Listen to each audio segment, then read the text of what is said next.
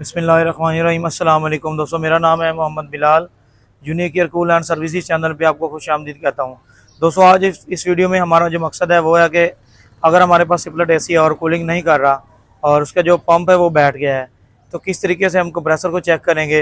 एक तो ये कि एसी हमारा जो है वो नो कूल है। दूसरा ये कि अगर हमने कंप्रेसर की बैक चेक करनी है, पंप चेक करना है, तो किस तरीके से हम कंप्रेसर को चेक करेंगे। हमारे पास जैसा कि अभी ये देख रहे हैं आप, स्प्लिट एसी है और ब्रांड से कोई भी ताल्लुक नहीं है। ब्रांड कोई भी हो तो कोई इशू नहीं है, कैपेसिटी कोई भी हो फिर भी कोई इशू नहीं है। ठीक है जी। तो हमने इस स्प्लिट यूनिट को पहले स्टार्ट करना है डायरेक्टली आउटडोर को, क्योंकि ये नॉन इन्वर्टर है। सबसे पहले हमारा जो कंप्रेसर है वो स्टार्ट होना चाहिए। जैसा कि अभी आप देख रहे हैं हमारा जो कंप्रेसर है वो स्टार्ट है। ठीक है जी। और इसके बाद हमने चेक करनी है जी कंप्रेसर की सेक्शन और डिस्चार्ज, क्या सेक्शन और डिस्चार्ज स्टार्ट है। और इसके बाद अब हमारा जो आता है वो जी हमने कंप्रेसर की बैक किस तरीके से चेक करनी है, चाहे फ्रिज का कंप्रेसर हो या स्प्लिट एसी का कंप्रेसर हो। स्प्लिट एसी में चाहे नॉन इन्वर्टर कंप्रेसर हो या इन्वर्टर कंप्रेसर हो, ये मायने नहीं रखता। और चाहे फ्रिज में नॉन इन्वर्टर कंप्रेसर हो या इन्वर्टर कंप्रेसर हो, तो अगर हमने कंप्रेसर की बैक चेक करनी है तो हमने बैक किस तरीके से चेक करनी है। कंप्रेसर को ऑन कर लेना है। ऑन करने के बाद सेक्शन, अगर आपके पास फ्रिज वाला जो कंप्रेसर है उसकी एक सेक्शन आपने डेड कर देनी है और एक सेक्शन जो है वो ऑन कर देनी है। जैसा कि ये आप देख रहे हैं कि मैंने डेड कैप लगाया हुआ है चार्जिंग लाइन के ऊपर, तो सेक्शन ऑन है। ठीक है जी। इसके बाद हमने हाई प्रेशर गेज है वो इस्तेमाल करनी है क्लाश कर सके, तो इसको हमने लगाना है डिस्चार्ज के पॉइंट के ऊपर। ठीक है जी। जैसा कि अभी आप देख रहे हैं,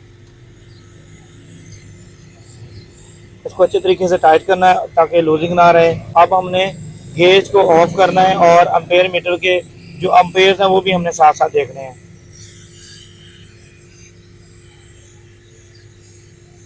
हाई प्रेशर गेज को स्प्रिंडल की मदद से हम ऑफ करेंगे।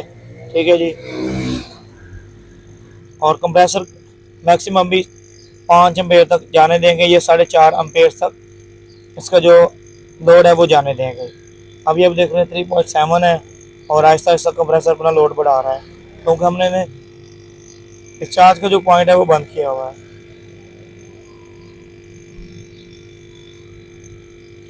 जैसे ही आप डिस्चार्ज का जो पॉइंट है वो लॉक करेंगे तो कंप्रेसर की जो आवाज़ें हैं वो बदलना शुरू हो जाएंगी, क्योंकि डिस्चार्ज का हमने जो प्रेशर है वो रोका हुआ है। इस कंप्रेसर का जो प्रेशर है वो हम हाथ से भी रोक सकते हैं, लेकिन हाथ से रोकने से तसल्ली बख्श काम नहीं होता। अभी आप देख रहे हैं तकरीबन 4.5 एम्पेयर्स कंप्रेसर जो है वो ले रहा है। और अब हमने कंप्रेसर का जो स्विच है वो निकाल देना है, कंप्रेसर को ऑफ कर देना है। और ये जो पॉइंट है सेक्शन वाला, ये देखें, ये बैक की निशानी है।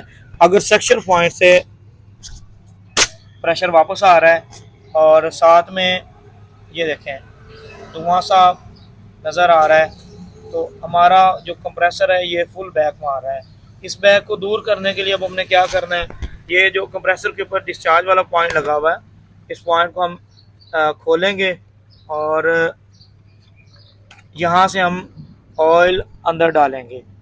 ऑयल जो है वो 50 ml से हम स्टार्ट करेंगे, थोड़ा थोड़ा ऑयल डालते जाएंगे। जैसे ही कंप्रेसर की बैक ख़त्म हो जाएगी वैसे वैसे ही हम ऑयल जो है वो डालना ख़त्म कर देंगे। अभी देख रहे हैं, ये देखें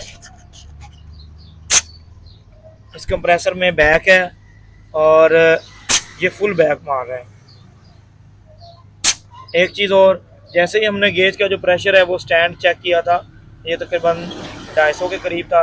ये देखें आहिस्ता आहिस्ता गेज का जो प्रेशर है वो भी नीचे आ रहा है। और क्योंकि कंप्रेसर जो है इसके जो वाल हैं वो वीक हो चुके हैं और यहाँ से ये वापस एयर निकाल रहा है। थोड़ा सा मैं आपको स्टैंड करके दिखा देता हूँ। ये देखें इस कंप्रेसर में फुल बैक है और इस बैक को हमने किस तरीके से दूर करना है ये मैंने आपको तरीका भी बता दिया है।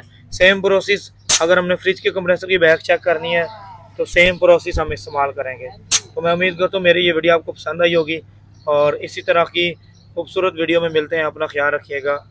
अल्लाह हाफिज़।